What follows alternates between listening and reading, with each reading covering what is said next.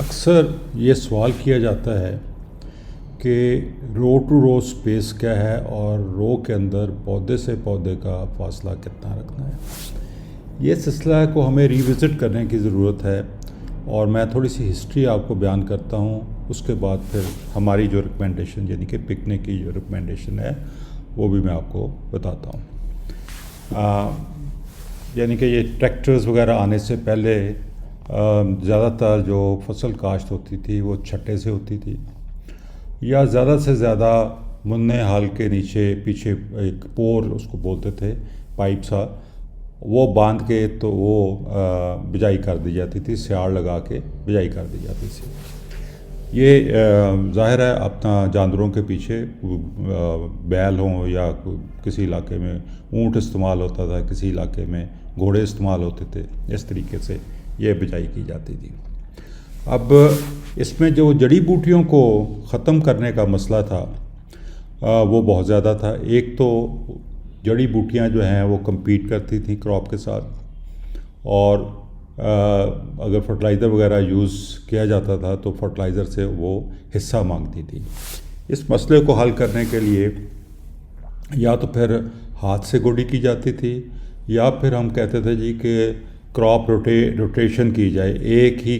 قسم کی کراپ سالہ سال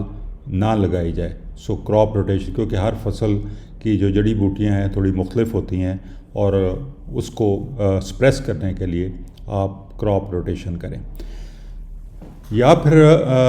ایسے کیا جاتا تھا کہ زمین کا ہل چلا کے اچھے طریقے سے اور کھلا چھوڑ دیا جاتا تھا تاکہ جو گھاس واس ہے, تلہ ہے, اس طرح کی جو چیزیں ہیں وہ خشک ہو جائیں اور وہ دوبارہ جرمینیٹ نہ کریں. یا پھر جو بیج ہوتے تھے, کیونکہ بیج دھوپ سے یا گرمی سے ضائع نہیں ہوتے, تو اس کو ان بیجوں کو ضائع کرنے کے لیے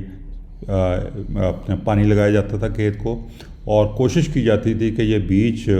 اگ جائے, جرمینیٹ کر جائے, تاکہ اگلی رونی کے سے پہلے ہم اس کو ختم کر دیں. لیکن اکثر کیا جو بیج ہے وہ بہت ہی ایک انٹیلیجنٹ چیز ہے اور وہ جرمینیٹ نہیں کرتا تھا. اس کو جرمینیٹ کروانے کے لیے ہم پہلی رونی جو ہوتی تھی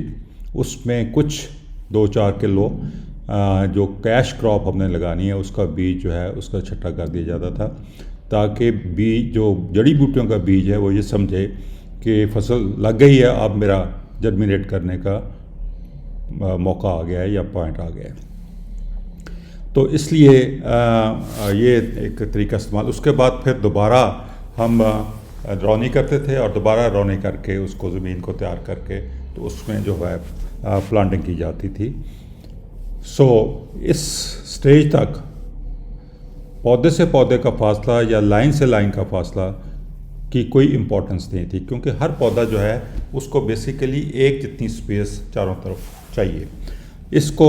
پھر ہمیں کمپرومائز کرنا پڑا جب ہم نے میکنائزیشن ٹریکٹرز آئے اور ٹریکٹر کے ساتھ ہم نے جو جڑی بوٹیوں کو تلف کرنے کا طریقہ یا حل بنائے, تاکہ 2 لائنوں کے درمیان, 2 فصل کی لائنوں کے درمیان جو جگہ ہے اس میں ہم ہل چلا کے اس کو گوڈی کر سکیں اور جڑی بوٹیوں کو تلف کر سکیں. یا پھر ہم نے اسپرے وغیرہ کرنے ہوتے تھے, کھادیں ڈالنی ہوتی تھیں, اس لیے ٹریکٹر کا گزرنا جو تھا وہ امپورٹنٹ تھا. اس لیے ہم نے کہا کہ جی لائن سے لائن کا فاصلہ ہم زیادہ کر لیتے ہیں تاکہ ٹریکٹر فصل کو خراب کیے بغیر گزر سکے, اور لائن کے اندر ہم نے پودوں کی تعداد انکریز کر دی, جو کہ ایک لاجیکل طریقہ نہیں تھا. یعنی کہ لاجیکل نہیں تھا, پودا جو ہے وہ ایکول سپیس چاہتا ہے چاروں طرف اپنے. اور اس کے لیے پھر اب جو ہمارا نیا نظام ہے پکنک کا, کیونکہ یہ قدرت کے اوپر ہی سارا اس کا انحصار ہے,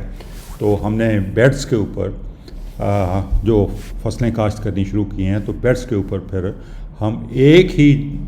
لیول یعنی کہ ایک ہی ڈسٹنس سے, لائن ٹو لائن کا ڈسٹنس اور لائن کے اندر پودے سے پودے کا ڈسٹنس جو ہے وہ ایک ہی رکھتے ہیں, تاکہ سپیس کی یوٹیلائزیشن ہو. اور ٹریکٹر گزرنے کے لیے ہمارے پاس کھیلیاں موجود ہیں, ٹریکٹر گزر جائے گا آرام سے, تو اس لیے ہم سپیس کی یوٹیلائزیشن بہتر کرتے ہیں